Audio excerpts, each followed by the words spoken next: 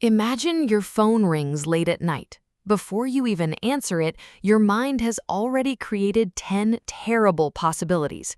Someone must be hurt. Something bad must have happened. Then you answer, and it's just a friend asking a simple question.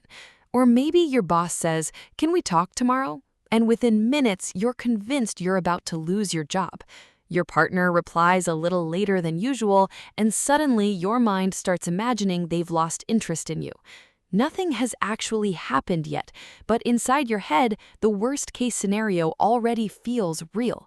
If you've ever wondered why your brain always expects disaster before it expects good news, you're not alone.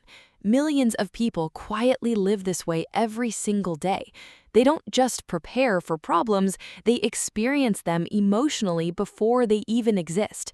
Today, we're exploring the psychology of people who always expect the worst, why the brain develops this habit, how it quietly steals peace from everyday life, and what you can do to break free from it. At first, expecting the worst can seem strangely logical. Many people even call themselves realists. They believe that imagining negative outcomes protects them from disappointment. If things go badly, they'll already be prepared. If things go well, they'll be pleasantly surprised. It sounds sensible, but psychology reveals something surprising.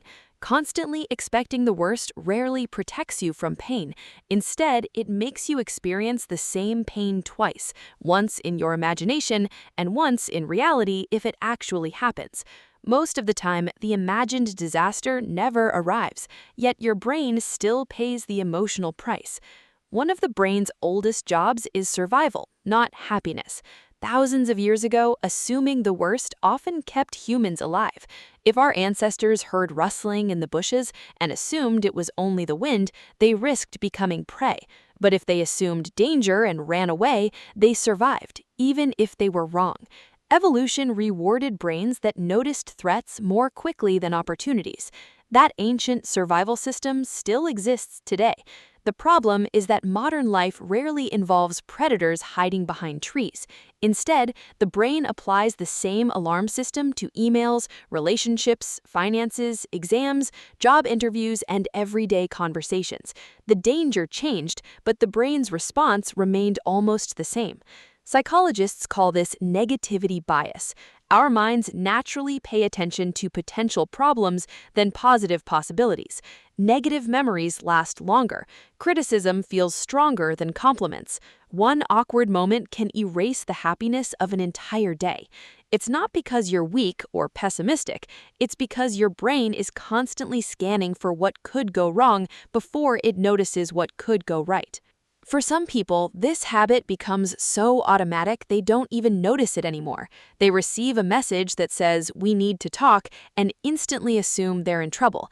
They feel a small pain in their chest and immediately search serious illnesses online. They send a text that isn't answered for an hour and become convinced they've upset someone. Their imagination fills in missing information with fear instead of facts. The mind hates uncertainty, so it creates stories to remove it. Unfortunately, fear usually writes those stories. Another reason people expect the worst comes from past experiences. If you've been betrayed before, abandoned before, embarrassed before, or unexpectedly hurt before, your brain quietly learns an important lesson: stay alert. It begins treating future situations as if they're likely to repeat the past. Someone who experienced rejection may expect rejection everywhere. Someone who grew up around constant conflict may struggle to relax even in peaceful environments.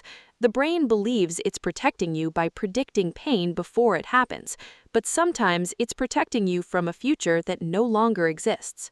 Ironically, people who always expect the worst are often caring, thoughtful individuals. They don't imagine disasters because they enjoy worrying. They worry because they desperately want to prevent harm. They think through every possibility because they care deeply about outcomes. Parents imagine accidents because they love their children. Students imagine failure because they value success. Partners imagine losing someone because the relationship matters.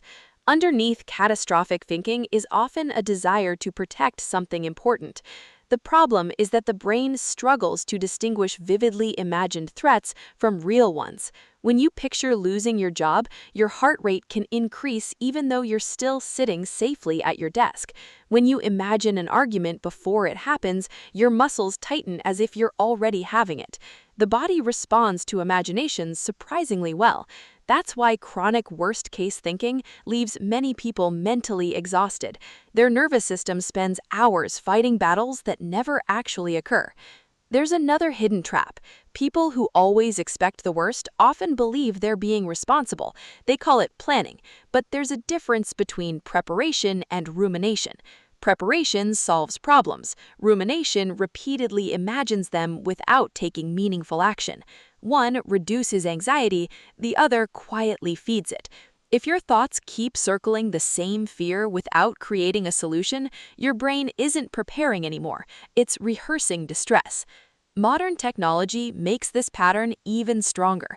News headlines compete for attention by highlighting danger. Social media rewards dramatic stories. Our phones constantly deliver updates about crises happening around the world.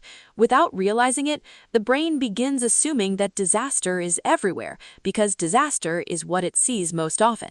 Good news rarely spreads as quickly as frightening news, creating the illusion that the world is more dangerous than it actually is. Relationships are often deeply affected by this habit. Imagine someone whose partner simply seems quieter than usual. Instead of asking a simple question, the mind races ahead. They're angry, they're losing interest, they're going to leave. These assumptions create anxiety that changes behavior. The person becomes distant, needy, defensive, or overly apologetic. Ironically, expecting rejection sometimes creates the very tension they feared in the first place. The fear begins shaping reality. Work life suffers too. Someone receives constructive feedback and immediately believes they're failing. A small mistake becomes proof they're not good enough. A delayed email becomes evidence they're about to lose their position. Because the brain focuses on imagined disasters instead of actual evidence, confidence slowly erodes. People begin avoiding opportunities, not because they lack ability, but because they already expect failure before they begin.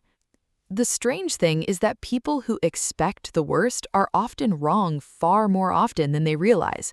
Think about all the conversations you worried about that turned out completely fine, all the phone calls that weren't bad news, all the interviews you thought you'd fail but survived.